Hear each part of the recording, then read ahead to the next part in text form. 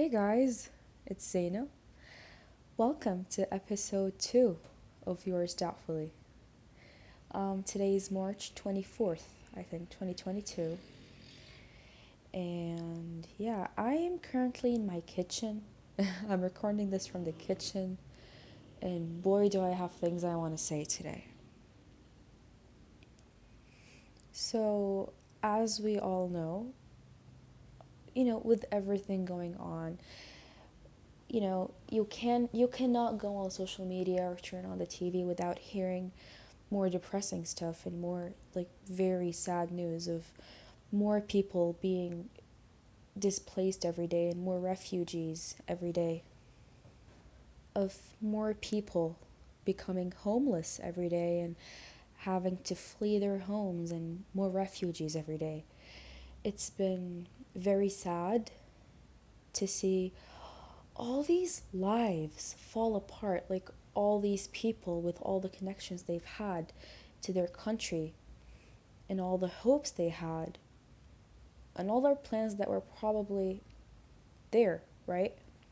It's so sad to see all that stuff fall apart in so many numbers, like in huge numbers. And it's just been hard, honestly, to just hear about that stuff every day. And I can't even imagine what it must be like for those people who have to sometimes even say goodbye to their families. It's been very heartbreaking. But then what made me even more upset is realizing this, that people are still more interested in the skin that those lives came in, and that people are still more interested in where those people come from and what their religion is, and etc. That it made me depressed, that I when I realized that people still with pride still believe that some lives are more valuable than other lives, that some people deserve better treatment. And this goes way back, right? This isn't anything new. People being treated based on race, color, religion, nationality, and more. And regardless of whose fault it is and who deserves it and who doesn't, it is not right to classify people. It is not okay to label us and to put people into categories. Another aspect, however, of this whole catastrophe we've been living in is throughout this whole disaster, we've seen a lot of beautiful things happen. I've seen videos of people welcoming refugees to their homes. I thought that was such a beautiful thing to see people come together, people welcoming refugees into their homes. That's a big deal. Offering help and giving those refugees shelter and, providing for them. And it was such a beautiful thing to see people come together and feel for each other. It felt like for once we weren't all individuals against each other. It felt like watching humanity, right? And it did warm my heart. It really did. I loved it. But I'd be a liar if I didn't say that it made my heart break. For several reasons, alright? Now first, yeah, those refugees, maybe a lot of them didn't necessarily have to sleep on the street, right? Because technically they were given shelters to stay in. But although those people might have had a roof over their heads, they still weren't home.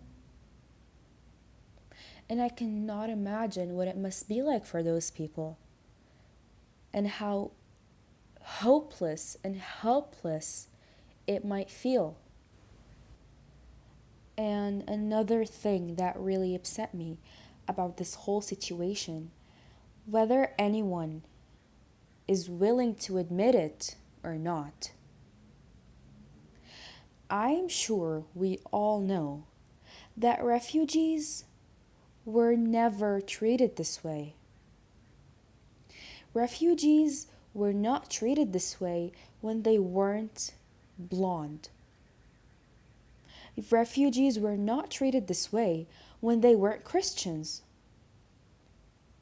They weren't treated this way when they didn't have blue eyes, when their skin was a little darker, when their religion was different. They were never this welcomed. They were always treated like a weight on the shoulders. They were always less. But the most ironic part of this whole mess is that leaders and channels were actually owning up to this proudly in the worst way possible. People were saying stuff about how it was heartbreaking to see children with blue eyes suffering. A lot of reporters called this thing heartbreaking and unusual because this country is relatively civilized, is what he said, after he said he chose his words carefully, comparing this country to other countries that had previous problems and refugees from that country. Other reporters were saying this is unusual. Those refugees aren't like anyone's we are used to. Those people are blonde. Quite frankly, they're Christians, is what they said. And I think wow. Now here's what I have to say about this. When all these people were treated the way they were treated, it was called humanity.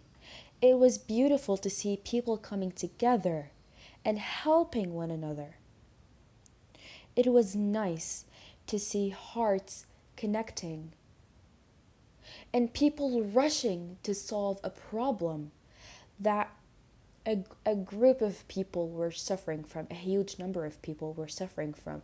It was nice and it was very heartwarming to see other people rush to help them. But when your humanity is specified for a certain category and for certain boxes that you need to check before you decide that this person deserves to be helped, then you're racist. Then this is not humanity. This is racism.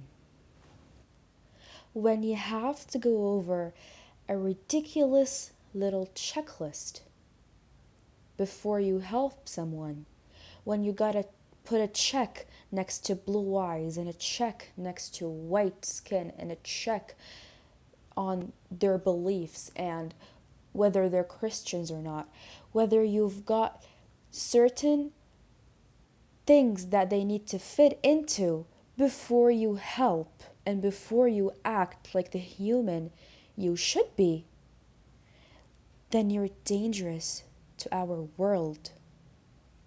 Then you are a threat. You are the problem itself. Now here's the good part. Here's a good part. This specific crisis or war or whatever bad situation, it will end. It will not last forever. Those people will hopefully be back home, and that problem, that specific problem, will be over. But that's not gonna be the end of it for us. Because, yeah, at the end, leaders will shake hands. But until we start coming together, all of us as humans, until we do that, and until we throw away all those categories, we will never be truly safe. And we will never, ever be able to live our lives to the fullest unless we learn to live together. So that was it, guys. It's just a lot of stuff that I wanted to say and I wanted to talk about.